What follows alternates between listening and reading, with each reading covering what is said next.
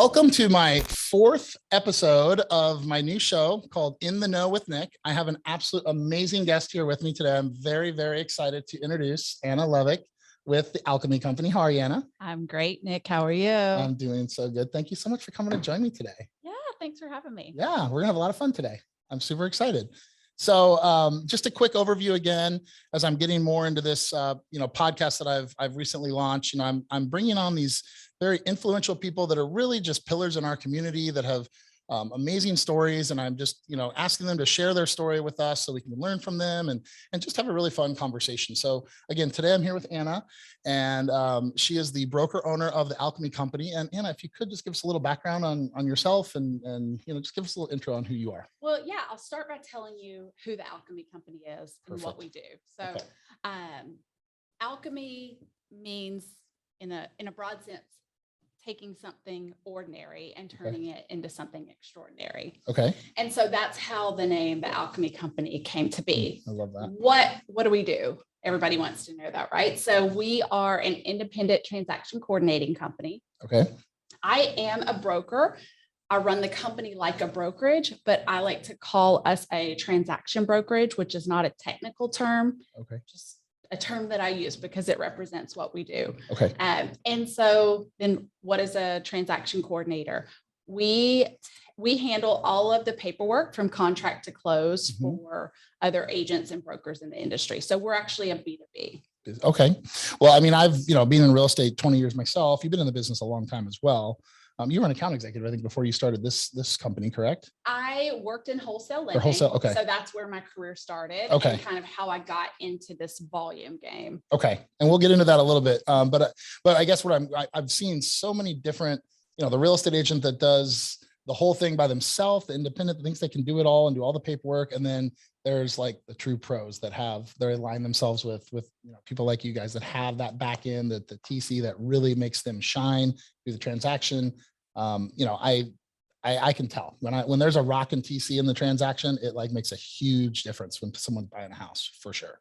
Or something. Yeah. And what's kind of cool about us is we typically the lender never even knows who the TC on the transaction is, but we are known in the lender community because we interact with the lender. We send them what they need. We really try to make the lender's job easier as well. So for sure, that's kind of cool. No, I mean, my assistant, when we plug in the TC piece on the real estate agent side, and when she's she's like, I don't want to say my TC, but she's phenomenal at what she does. She makes me look good every day. Shout out Melissa. But she, it's when you have that partnership, like the real estate agent with the TC partnership, it's like night and day difference. When I see a transaction go through, it's game changer. So it's very cool. But so give me a little background on how you started your company. Give me kind of the early years. What did that look like? And kind of just walk me through that. Yeah, well, honestly, it just came from hard work. I've worked in some capacity since I was 14 years old. I've always had a job. And my parents always instilled, like, whether you're making your bed or you're sweeping the floor, like whatever you're doing, do it 100%, do your best at it. So any job I've had, I've just worked really hard to be the best at whatever that may be. Okay. And then after I moved from Alabama to San Diego, went to San Diego State, graduated from there, was kind of getting my feet wet. I didn't really know like what my career aspirations were. And then somehow through friends landed a job in wholesale lending. Okay. First job, like when you were like, it was my second job. Okay. Yeah. I had been doing sales and marketing for a company, and then got into that. Yeah. I mean, kind of everybody, my girlfriends were like, hey, if you want to make 10 grand a month, like you come into lending. Right. I was like, well, that sounds perfect because I'm making $2,500 a month. So seems great. Let's go. Sign me up. Totally. It didn't work like that. No. It never does. The thought was nice. Of course. So that's kind of what lured me in. Okay. And in wholesale, you're working on volume. So all of these lenders are sending you their deals, and then you're helping to get those underwritten. And the client doesn't really know that you're on the back end working for sure. So you had to figure out like how to manage a large pipeline. So that's kind of where it started. And then this was pre-market crash. The market crashed in 08 or 07, 08, right around there. Right. And then I actually got an opportunity to move into the real estate side. Okay. A broker was looking for an assistant. And I was like, sure, like I do lending. It's got to be the same thing. It was not. They're two completely two completely different jobs. But anyway, that's how I landed in real estate. Okay. And it was the biggest blessing because once I was there, I was like, oh, this is my niche. Like I enjoyed it. I loved it. And it was kind of unique because it was 08 and he was still, the broker I was working for was still like hitting it hard. He had his best year, I think, that he had to date in 2008. He was carrying 75 listings. Oh my gosh. Yeah. And so I learned how to manage volume. Okay. And that's hard to do. And he worked with a real estate coach, and this was 2008. And, that real estate coach really like introduced me to using systems to run the desk and help run all the volume. So that was kind of like my intro. And then I learned about the transaction coordinating piece. And I was like, I know that I'm very good at this. And what I saw in the marketplace didn't really impress me. So I was like, I can go out and do this on my own and really like make a splash in this community. Okay. And so that's essentially what I did 11 years ago. I was like, I'm good at this. I'm going to do this. And I just started doing it. And my systems were better than everybody else's. I was doing things differently than what people had seen in the marketplace. Can you give me some examples? So like, obviously scale, you got to have dialed systems, but as far as, how did you create your systems? Did you do things like, because back then I remember like, files were like, we had like paper files, right? And it was like the industry was shifting to paperless. So that was one of the big differentiators for me. I'd already gone paperless. I'd helped the broker that I was working for go paperless. So we had gone paperless by 2010. I would say we were zero paper, which was very early to go completely paperless. I think when I took my whole team paperless was around 2009, 2010. It was like, ditch the paper file. We can do it on the computer. Right. And everyone would fight it, right? Like the underwriters and everyone they wanted to touch something and to see it on the screen. That was like kind of foreign back then a little bit. Exactly. Yeah. And it all changes, right? Because once you go paperless, you can't imagine like doing what you're doing, like with a sheet of paper in front of you. Totally. So, but it's the mindset shift. And so, and then I found a system that I could really like, keep myself in check, right? Because my belief is like, you're going to forget something on a file unless you have something that tells you what to do on every file. You're human. Right. So, I wanted to build a system that was just so infallible that we would never miss a step. But beyond the system, just like how I created template emails, like something that is common now, but was unheard of then. Like, so I just systematized every piece of the process.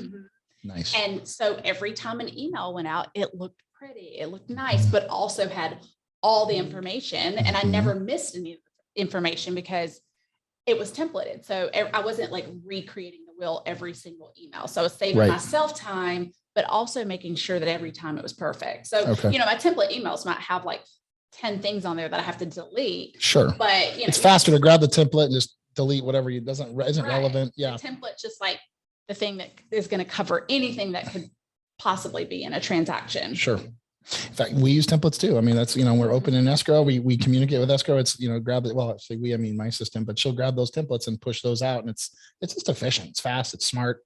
Exactly. So that's cool. Okay. So some of those early like game changers where no one had really implemented it. And I just saw it, implemented it early and was able to run with it from there. And so then kind of walk me through. So that was like 2009, 10, 11. And then that's what you started your company in 2010? 2011. And then what happened from there? Like kind of how did you evolve from, you started as yourself? I started as myself, like many of us do, right? Well, of course. In the trenches, like just figuring out how to make this thing work. So, from there, like it was true alchemy, right? Like I have brought something, a service level to the industry that really they hadn't seen before. And I was getting so many inbound leads. Like every time I would work a file, the co-op agent would be like, hey, can I help? Can you help me? Can we work together? And then it just started to like, grow and snowball. Okay. And so quickly, I mean, probably within 6 months, I brought on my first hire as an assistant, just right, trying to like keep my head above water. Right. Yeah. And then I taught her like all of my ways and like melded her to be better than me. That was the goal. Right. Love it. And then it went from there. Like one hire after the next, more business. And then I was able to like really start focusing on marketing and like being out in the community more. Start building it. Yeah. Okay. And then when did like the tipping point hit for you when you brought your assistant in, trained her, and then you started hiring on? Because today you guys are well, let's talk about this. So you're in a complete women-ran, women-only business, which is phenomenal. I think it's like, that's amazing. And that's by design, right? That is by design. I mean, we are an equal opportunity company. Of course. However, that being said, I found that women 99.99% of the time are better at this job. I love it. So, make of that what you will. Wouldn't disagree. But so I mean, how big is your team today? We are 14. 14. Okay. And scale, you guys on a given month. I mean, I know, the markets are all over the board right now, but I mean, what's like a run rate? Like, what do you guys? Yeah. So like in the height, in the height of the market, the last couple of years, we were doing, averaging about 250 files a month. 250 files a month. Oh my, that is a volume to keep on. I mean, all the details that go into just one transaction and then multiply that by 250, you got to be on your A game for sure. Yeah. Okay. That's impressive. Before I was coming on here, I was thinking about things and I was like, it looks like an easy job, but it's so hard. It's not. And that's why but you make it look very easy. few people who can do it really, really well. Yeah.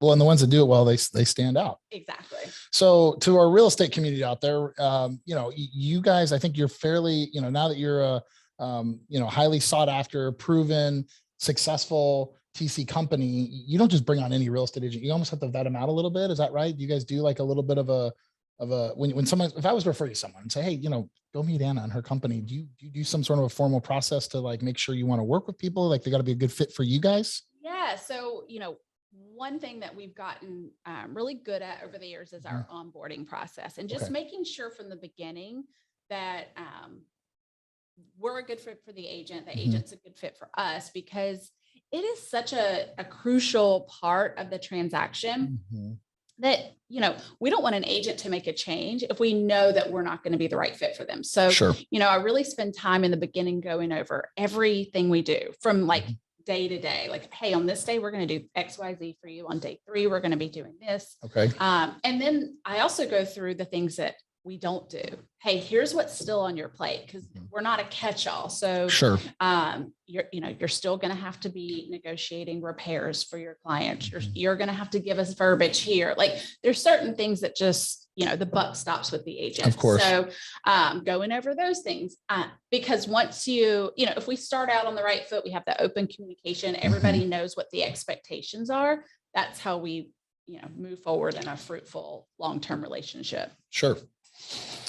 So you were talking about, I think maybe before the show, like long-term success, right? What does that look like? So for you, I guess the question is, what are the things that have helped you to, set the course so that you will make sure that for the long haul, 10, 20 years down the road, you'll have long-term success with your team or your business? Yeah. So, one thing that's really unique that I've done in this business and that's really, I think is seen as a model now and other people are wanting to do that, which is awesome, is figuring out how to structure this so it's not one person taking on all this business and getting burnout, right? So because typically it is working moms or working women and real estate, if you don't kind of know your role and know your processes and your systems, and stick firm to those, you will work 24/7 because there's always something. There's always those agents, which is why they're good at what they do. But like they're going to ask for an inch, they're going to take the mile, they're going to like stretch you beyond your limits. Right. And so we try to meet them in the middle there, and because we always want to provide excellent service.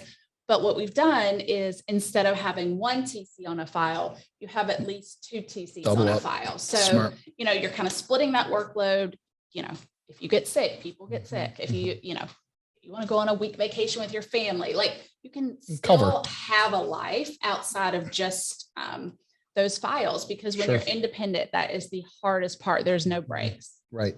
And if you don't shut off, like you will keep going, because someone's always going to email you. Someone's always going to emails never stop. you. Business never closes. It's open 24/7 for sure. I get the 9 o'clock at night calls and emails, and it's just, so it's just, you got to jump off the merry-go-round for a minute, go be with the family.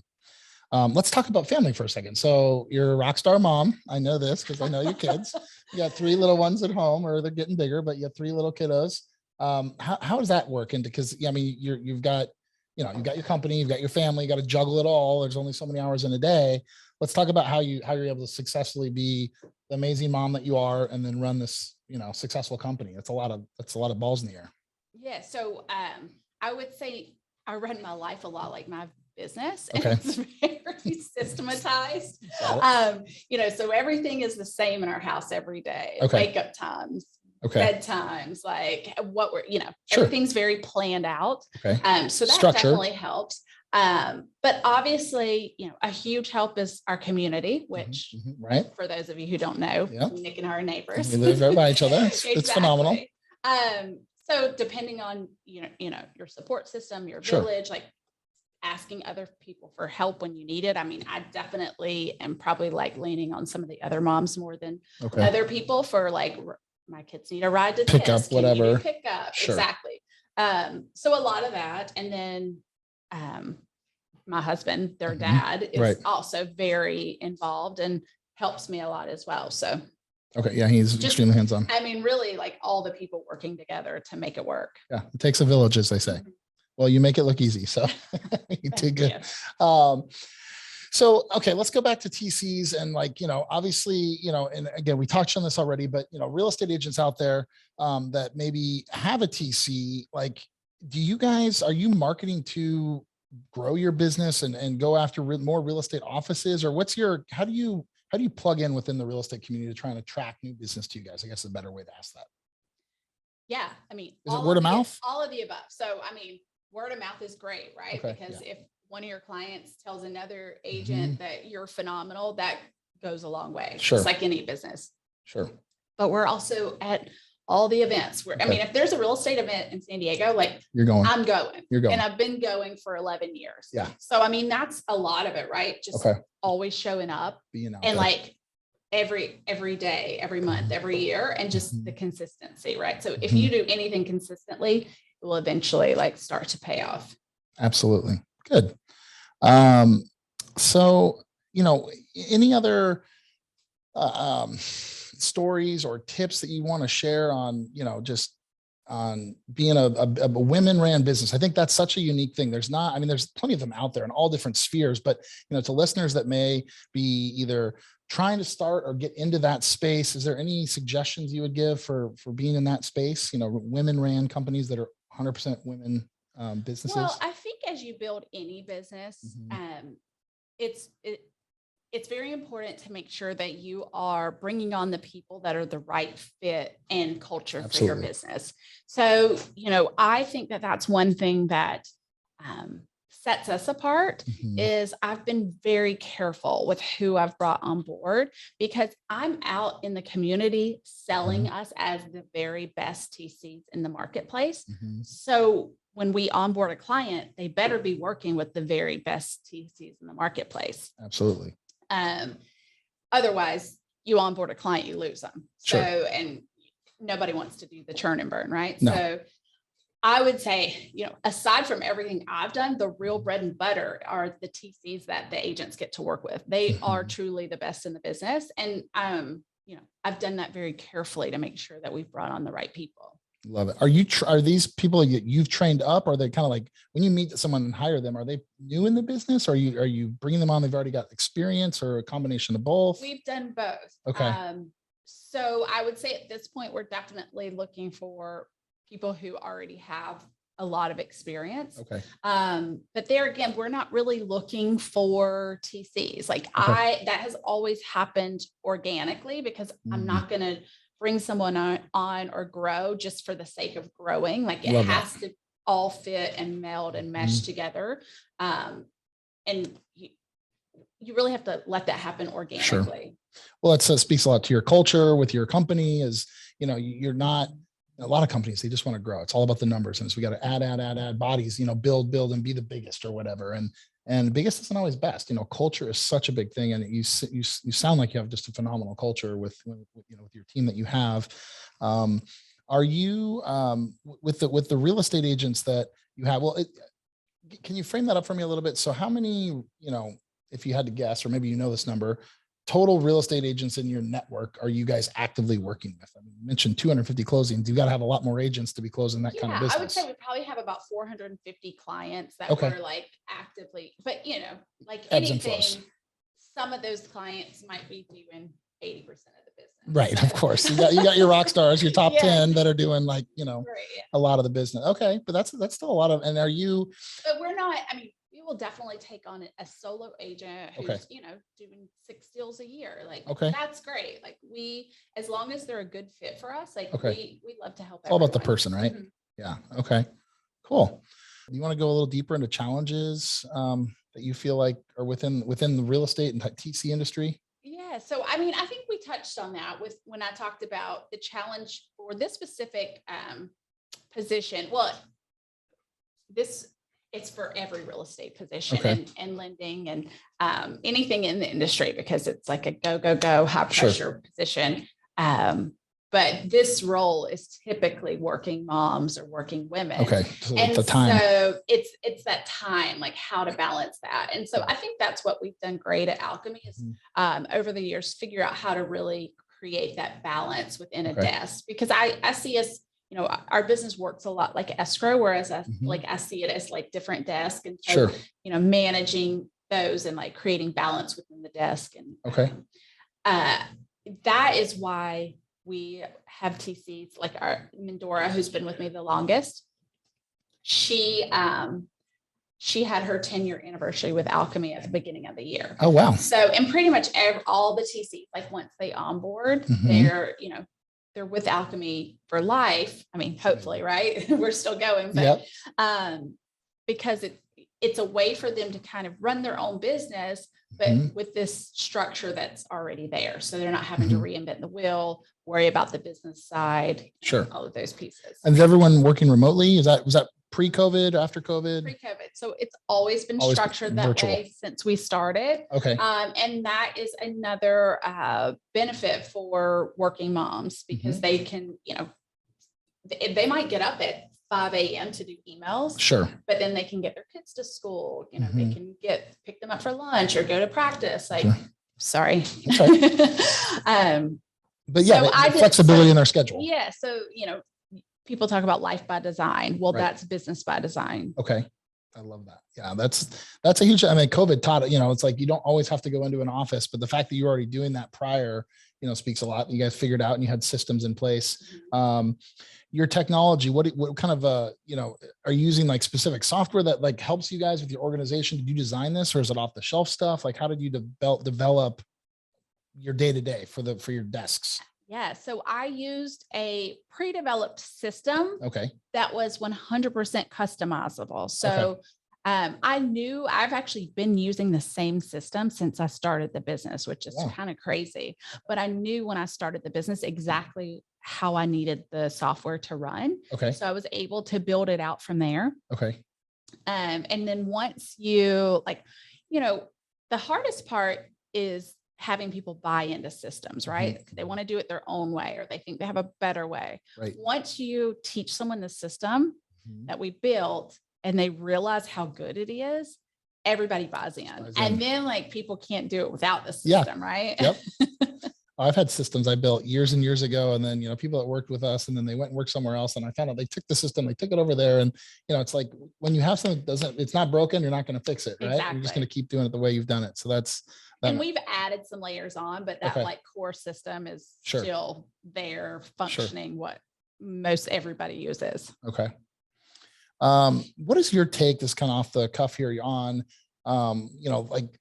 because we're getting so much more advanced with artificial intelligence, on my business, the way that we underwrite loans, it's gotten so much more progressive. So, even like we have technology that'll underwrite loans now, right? I mean, it's just progressively getting faster. A lot of that human element is being replaced with technology. Are you seeing that in your space where, the efficiency pickup is happening as technology is improving? Or, I mean, does that make sense what I'm? Yeah. So a lot of things that I kind of was pioneering in the beginning and kind of trailblazing through, now caught up. So many other people are doing those. Okay. I would say almost, but sometimes like now I think people are doing them to the detriment of their business because like, here's an example. TCs will send out contingency removals to agents. So they'll have those like automated to send out. This is just one example.